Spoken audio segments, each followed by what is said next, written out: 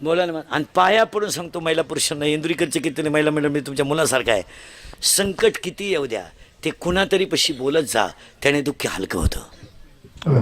आत ठेवू नका. संकट येणार जेव्हा, लिंबाची लिंबोळी किती जरी पिकली तर वरून पिवळी आहे, ती आतून कडूच आहे. आपण किती मोठे झालो तरी जीवनामध्ये दुःख आहे, ते प्रगट करी जा, बोलत जा.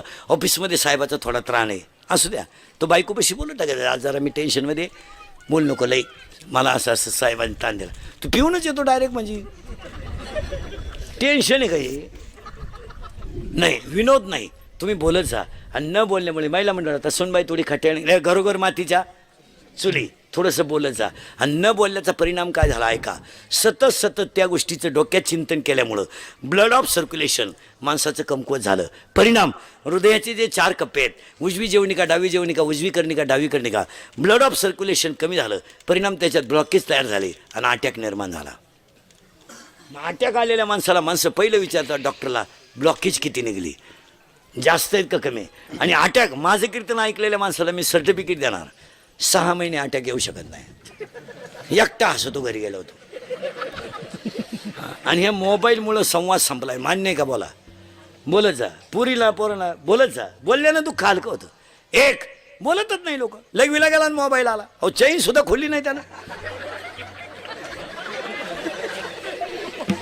पोरग झोळीमध्ये रडत आहे, झोळीत रडून रडून थकलंय पोरग, आईनं झोळीतून खाली काढलं पोरग, त्याला भूक लागली, आईनं गॅसवर दूध तापवलं, पातेल्यातलं दूध ताटलीमध्ये थंड केलं आणि बाटलीत भरलं आणि बुज बसवलं आणि पोराला दूध दिलं म्हणजे ते शांत बसेल. पोराला अन्नाची गरज आहे, ती दूध घेऊन गेली पोराजवळ आणि फोन आला. मग आता पोराला दूध द्यावं का नाही, वर बोलत राहिली.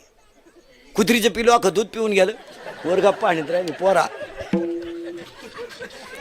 एक मोबाईलमुळं संवाद संपला, मान्य आहे का. बोला, ए आजारी तुम्ही, बोलायला काय झालं.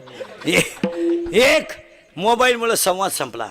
2 मोबाईलमुळं माणसं एकलकोंडी झाली, एकटीच बसतात माणसं, येड्या बाबडीत, मोहरीत, शिमिटच्या नळीत.